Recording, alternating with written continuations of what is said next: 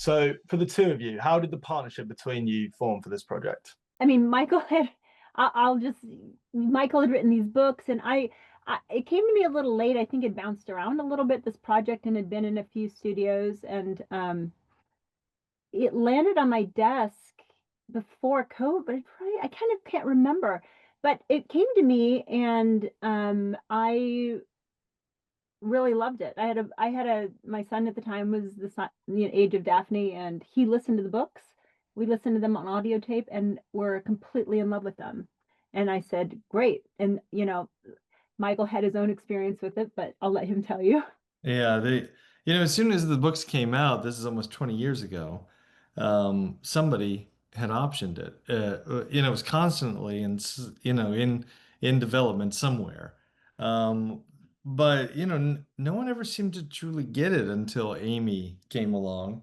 Like, it doesn't seem like it would be too hard to do a show about two little girls and an old lady who solve mysteries, but you'd be surprised how many people wanted to change that concept. And Amy was the first one to not only get it, but to fight for that idea. And so once we locked in, it was off to the races with us.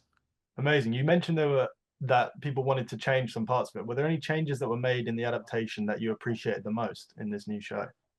I think that when I started writing these books, I was trying to stick with what the source material was, because so many of these characters are from other places. Um, but as the series went along, I was like, this show is so white, or this book is so white, and so I started to tinker with this idea of changing backgrounds and nationalities of characters. And then, so when the show came along, what I loved about it was that Amy and Apple were so eager to take that ball and run with it a little further. So I think that what we've created is a TV show that I think looks like the people who are going to watch it. And I think that's important. I was going to say the show features a lovely hand-drawn art style and very distinct character designs. Was there any other show or artist that inspired this?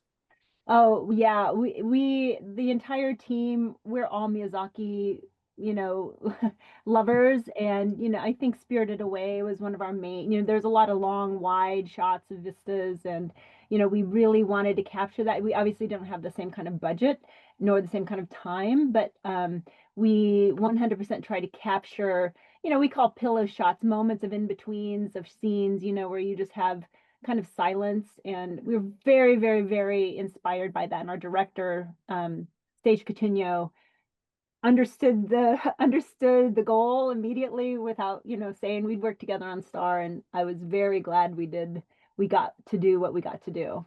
For both of you, how do you feel that you've struck a balance between satisfying long-term fans and making the story fresh for newcomers? It's a good question. I mean, I'll just tell you this. One of the hardest things of this was needing to, condense the book into 6 episodes, and that's a wicked hard thing to do. So I hope that there will be moments that people will see, oh, this is kind of a combination of these emotional moments or these sort of beats or these like feelings. So I hope that will come across. And we made it upstate New York in the time, kind of like general area time, kind of no cell phone time, but still modern. I don't know, Michael, what do you think of that? I think what people are going to see is, it's something that they're going to be familiar with, especially if they grew up with it or their kids are watching it now or and reading it. That I think they're going to recognize the story that I wrote 20 years ago, but it's it's fresh and it's updated and the humor is more modern.